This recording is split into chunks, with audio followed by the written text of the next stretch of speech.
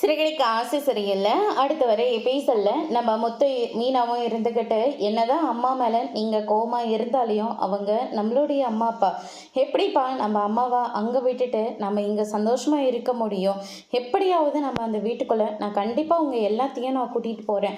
அது வரைக்கும் அம்மா இங்கே இருக்கட்டுமே. நாங்கள் சொன்னால் கண்டிப்பாக அம்மா வரமாட்டாங்க.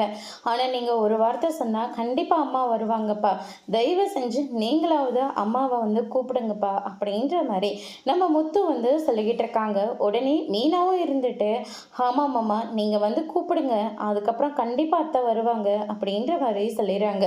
அதுக்கு அடுத்ததான் இந்த சைடு வந்து பார்த்தீங்கன்னா விஜய் அங்கே இருக்கிறதுனால நம்ம மனோஜ் இருந்துட்டு ஆஃபீஸ்லேயே வந்து சமைக்க சொல்கிறாங்க.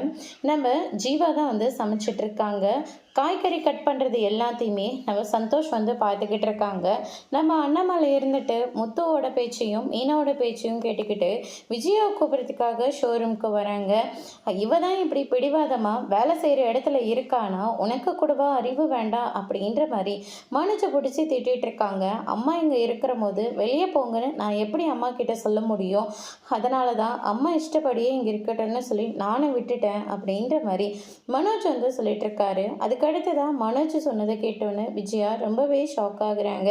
அதோட இன்னைக்கான பிரம முடிச்சிருக்காங்க. இனி சிறுகடிக்கு ஆசை சரியில்லை. அடுத்தடுத்து என்னெல்லாம் நடக்க போகுதுன்றதை நம்ம வெயிட் பண்ணி பார்க்கலாம். தேங்க்யூ.